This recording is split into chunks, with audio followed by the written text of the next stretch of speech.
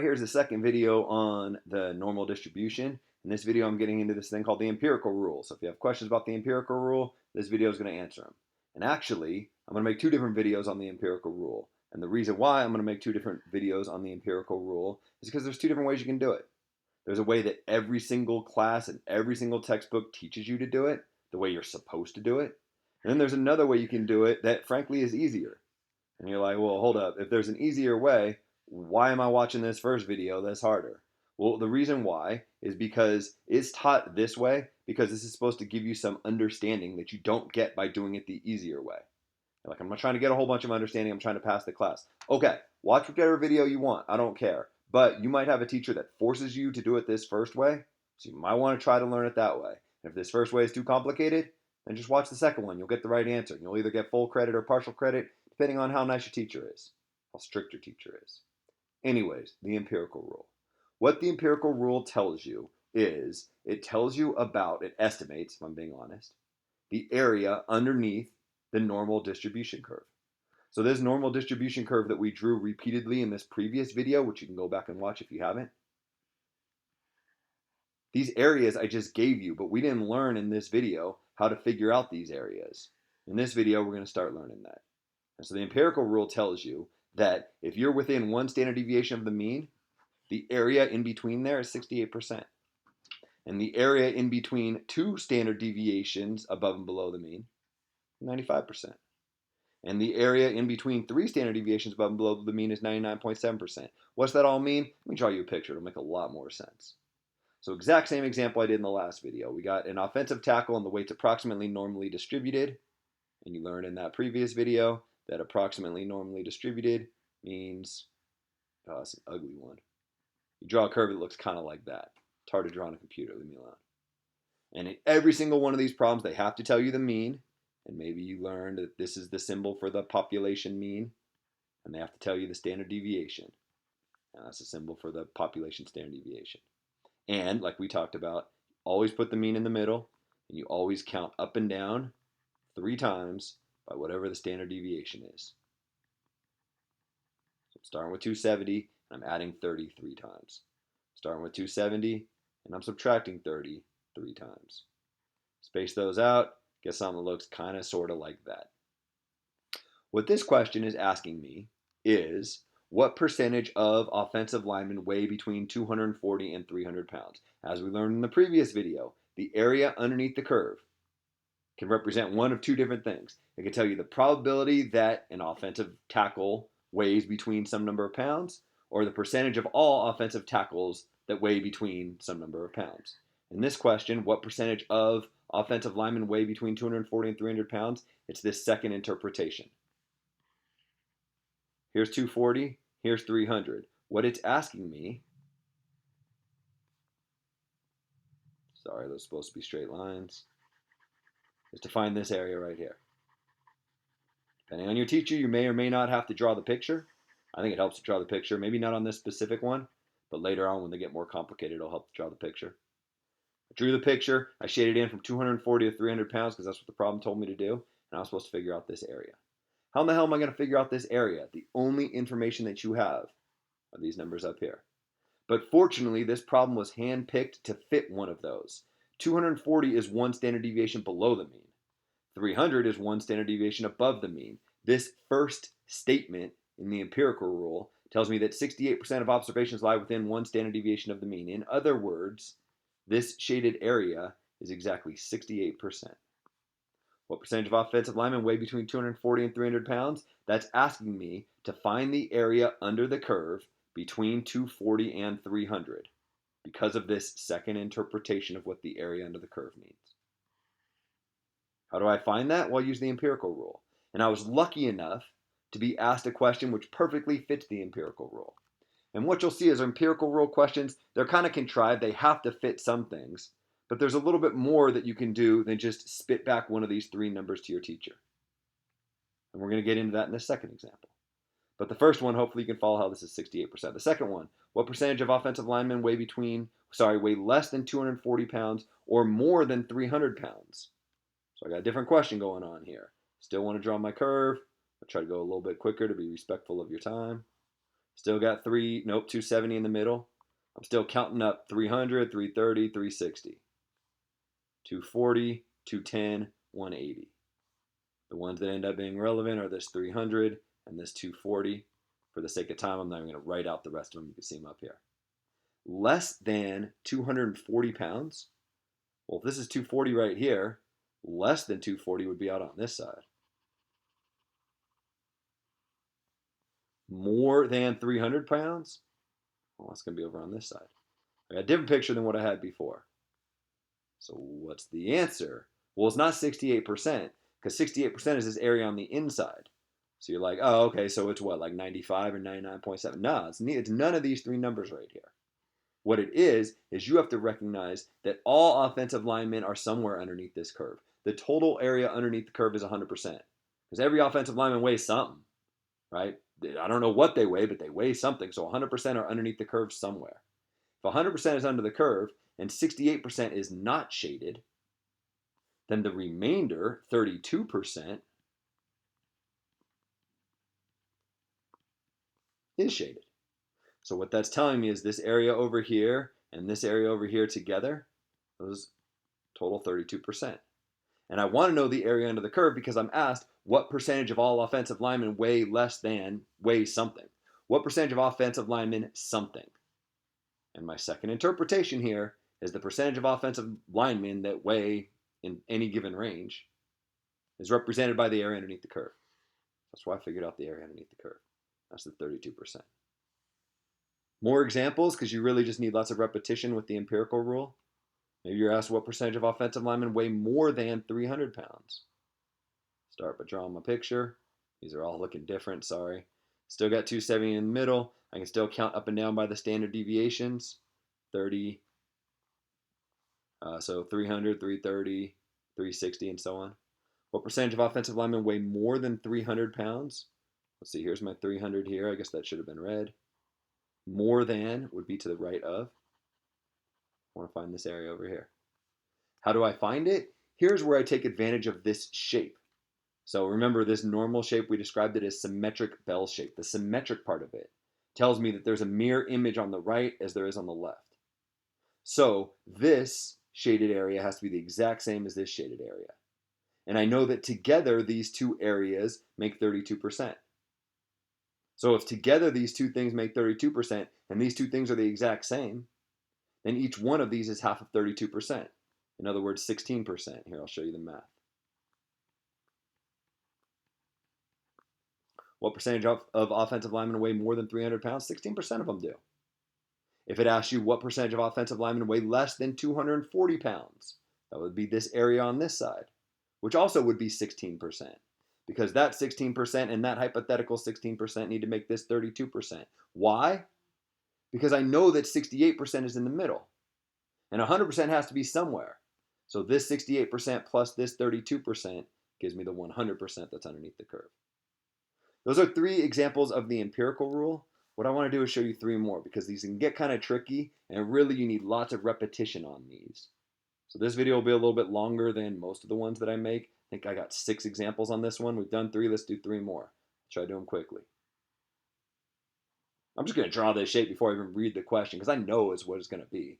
It's going to tell me somewhere in the problem that the shape is approximately normal.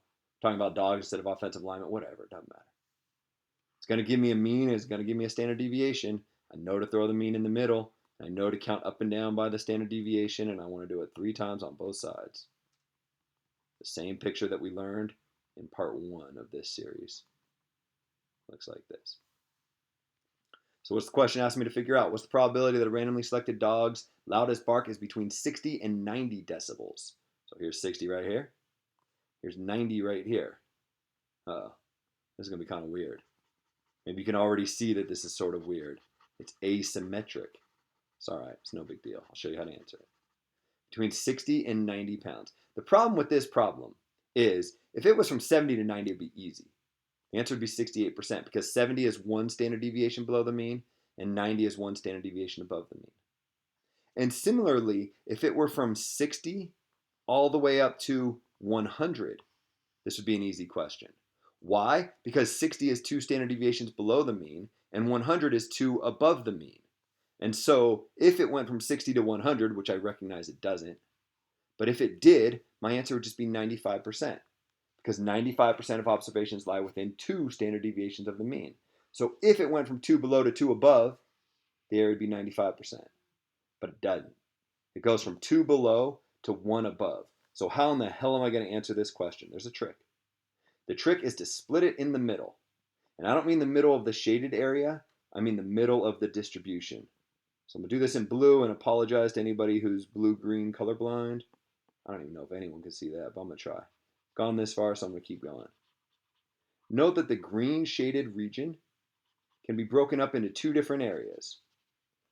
This blue part, and I don't know, just reuse colors because I don't have that many options. This red part over here.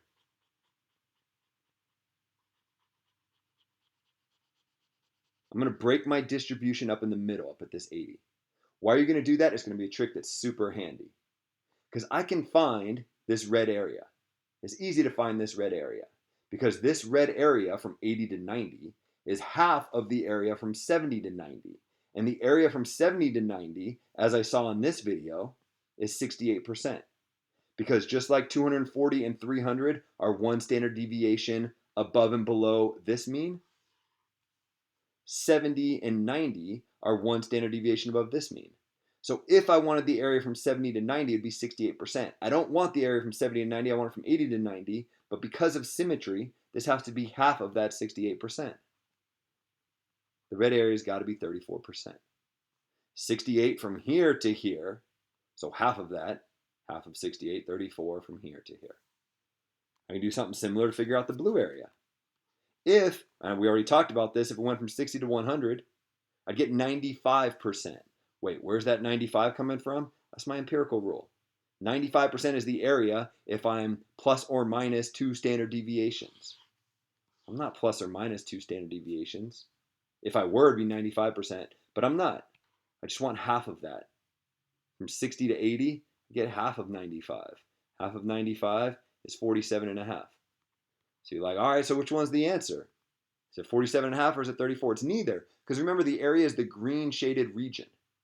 So the green shaded region is made up of both the blue and the red. So what I need to do is take 47 and a half and add to that 34. Maybe that should have been in red to color coordinate this for you.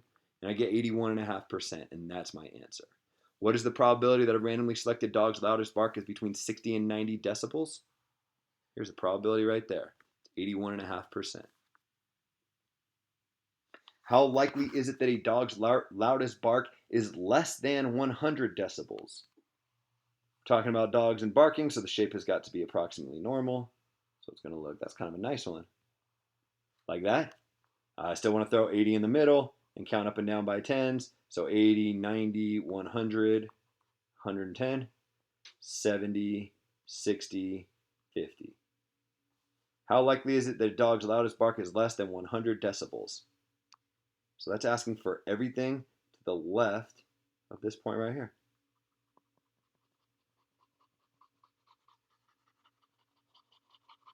It's asking for that green shaded region. Doesn't need to be that shaded in. How am I going to answer this question? I'm going to do a trick really similar to what I did here. First off, note that you don't know this answer. If it went from 60 to 100, you would know the answer. It'd be 95%. Because 60 is 2 below and 100 is 2 above. When it goes from 1 below to 1 above, or 2 below to 2 above, or 3 below to 3 above, it's easy. The answer is going to be one of these 3 numbers, 68, 95, or 99.7. But typically it's not going to be that, which is what makes the empirical rule hard. But this trick that we did in the previous problem, we can kind of recreate it here. Often when you're stuck, what you're going to want to do is split your distribution in the middle. Let's try that again. Maybe green was a bad choice of color. Let's use blue. If I split my distribution in the middle, then this green shaded region is made up of this half and this half. And I think we can figure out both those areas. I think we can figure out the blue area. In fact, we almost have already in the previous problem. And I think we can figure out this red area here. And we haven't done that yet, but you'll see that one's even easier. And then when we can figure out the red and the blue, we add those together, we get our answer. Let's start with the red because that's the easy one. The red, this is 50%. Why is it 50%? Because we talked about earlier how the total area under the curve has to be 100%. And because this thing is symmetric, that's the symmetric part of the symmetric bell shape when we're describing this thing. Half it's on the left, half it's on the right. So I get 50% over here. Didn't even need the empirical rule for that. What about the blue area over here? Well, 100 is 2 standard deviations above the mean. So it's kind of a hint that I'm going to be using the statement about 2 standard deviations in my empirical rule. This 95% number is the one that's going to come into play. And you're like, so you're going to add 95% to 50%? That seems weird. No, I'm not going to do that. I'm going to add half of 95%. Because it would be 95% if I went from 60 to 100. 2 below to 2 above. But I'm not. I'm going from the middle to 2 above. So it's half of 95. It's 47.5%. So to get my answer, I have to add this number and this number. 50% plus 47.5% gets me 97.5%, which is the probability that a dog's loudest bark is less than 100 decibels. Finally, what percentage? Okay, note that this is changing a little bit. These have all been, what is the probability that? How likely is it that if I grab one dog at random, the bark is between something? Now it's what percentage of all? Oh, right, because there's 2 different interpretations of these guys. Sorry that I'm beating this to death. It's the one thing that's really important. The area under the curve means 2 different things.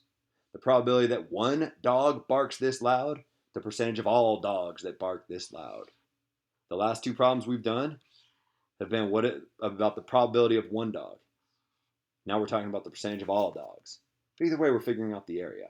And you're like, I don't really care. Like in all of these, I'm trying to find the area. I know I'm trying to find the area because it's an empirical rule question. True. But later on, it won't be obvious. Later on, you'll have to be careful. There'll be 2 different options. And you'll probably struggle with that because everybody does, which is why I'm beating it to death now. Anyways, what percentage of dogs can bark louder than 110 decibels? Let's do this one more time. Blue, apparently, this time. See if I can draw a nice one. Not great, but it'll do. Still going to throw 80 in the middle. There's 90, there's 100, there's 110.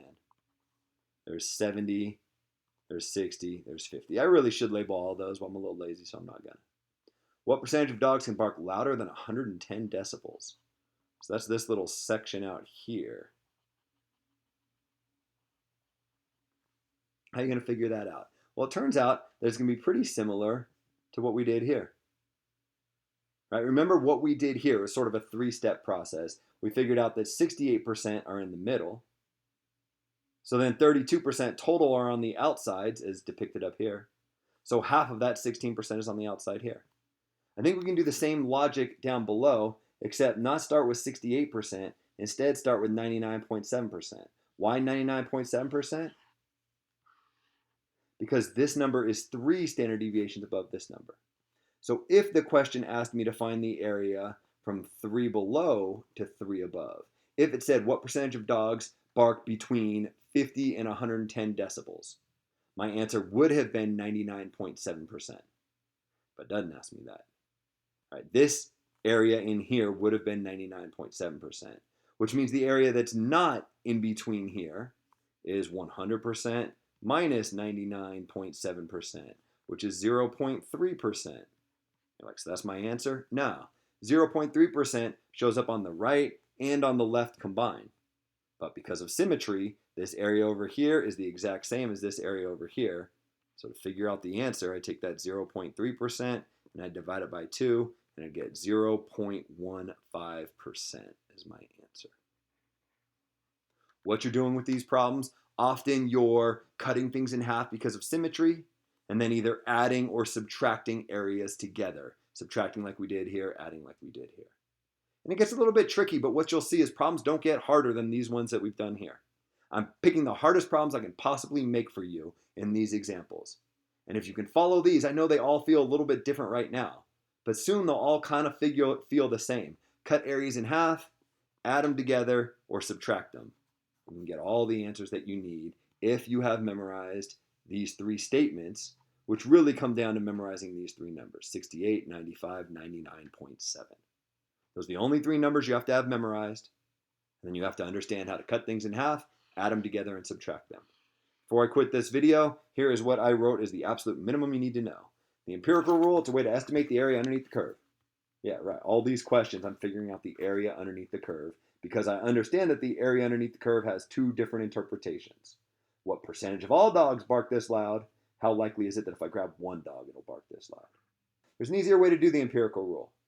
It always gives you the exact same answer, but supposedly it omits some of the understanding. After watching this video, if you're like, this is hopeless, I'm never going to learn this, then give up on it. Spend your time somewhere else and watch the next video. If this is something you think you can grasp, then do it this way. You'll get a little bit more understanding and it'll make future sections a little bit easier. I don't even know if I want to break this to you at this point, but I wrote it, so I guess I'm going to. You're later going to learn that this empirical rule is stupid. There is no reason to ever do it. Your calculator, if you have a graphing calculator like a TI-84 type thing, which you'll have to have for this class anyways, if you have one of those, the calculator figures these out for you much easier than the empirical rule. Just press a couple buttons. So why am I bothering? You're bothering because you have to. Because supposedly this lends understanding to something that's really difficult later on in the class. So every intro to stats class I've ever seen forces students to get these answers using the empirical rule before you are told the calculator way of doing this. But just rest assured that if you never get this, it's not the end of the world. There's an easier way to do it, and a calculator is going to show you how. And then the final statement I have here is often it's more useful to know half of the areas listed in the rule. So that's 68, 95, 99.7. Yeah, those are useful. But often you take half of 95 or half of 68 and take advantage of symmetry to figure out total areas. And that ends up being a trick that's really useful, which is why I try to illustrate in a couple of examples. That's all I got for this video. Another long one. These will probably be the two longest in the entire series. Sorry to make them so long early on.